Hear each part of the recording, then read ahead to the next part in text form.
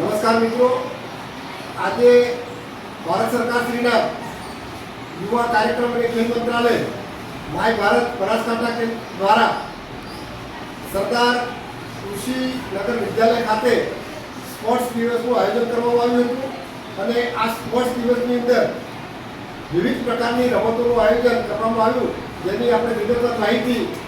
દાંતીવાડા તાલુકાના રમતગમત કન્વીનર શ્રી ઈશ્વરભાઈ દેસાઈ સાહેબને વિનંતી કરીએ કે આજના કાર્યક્રમ અંતર્ગત શું રમતો થઈ હતી અને કેટલા ખેલાડીઓએ ભાગ લીધો હતો. તો સાહેબને વિનંતી કરું કે સાહેબ તો ટૂંકમાં માહિતી આપો. નમસ્કાર મિત્રો, આજે તારીખ 29 ઓગસ્ટ એટલે ભારત માટે આજે સ્પોર્ટ્સ ડે ઉજવાય છે.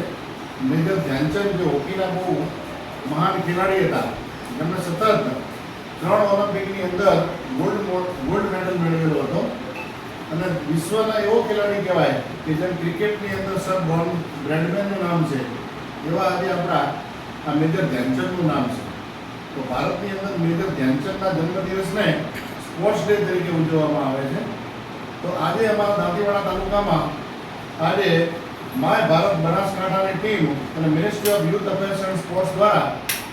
આજે અમિતનભાઈ શ્રીમાળી સાહેબ જે બનાસકાંઠા હેડ ઓફિસ પાલનપુરથી આવેલા છે અને અમારી શાળાની અંદર વિવિધ રમતોનું આયોજન થયું સ્પોર્ટ્સ ડેની અંદર, જેમાં અમારા સ્પોર્ટ્સ ઓથોરિટી ઓફ ગુજરાતના બંને કોચશ્રીઓ અશ્વિનગીરી સ્વામી, વિજુભાઈ માળી, હું ઈશ્વરભાઈ દેસાઈ રમતગમત તાલુકા કન્વીનર, અમારા આચાર્યશ્રી તેજસકુમાર જોશી સાહેબ અને અમારી શાળાનો સમસ્ત સ્ટાફ તેમજ તમામ વિદ્યાર્થીઓ આજે આ સ્પોર્ટ્સ ડેની અંદર ભાગ લીધો, જેની અંદર વિવિધ રમતોનું આયોજન કરવામાં આવ્યું. જેમાં આપણી ભારતની જે પ્રાદેશિક રમતો જે છે, જેમાં કબડ્ડી છે, એથ્લેટિક્સ છે, દોડ કૂદ કેમ્પ, જેના વિદ્યાર્થીઓએ અમારી ઘણી બધી ટીમો બની અને વિજેતા જે ટીમો બની એમને અમારી આ ટીમ બનાસકાંઠા માય ભારત દ્વારા દરેક વિજેતા ટીમને ટ્રોફી આપવામાં આવી, તેમજ તેની સાથે સાથે દરેક ખેલાડીઓ ભાગ લીધો એમના પ્રમાણપત્ર આપવામાં આવ્યું. તો આજની આ જે સ્પર્ધા હતી એ એટલી ઉત્સાહભેર અને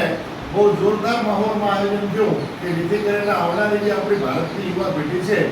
એ સ્પોર્ટ્સ રમતગમત પ્રત્યે પ્રેરાશે અને આવનારા સમયની અંદર જે સમય રમતગમતનો હશે એમાં વધારેમાં વધારે ખેલાડીઓ ભાગ લેશે,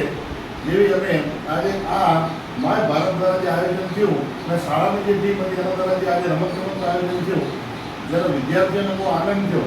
અને અમારા શિક્ષકોએ પણ આની અંદર સહભાગી થયા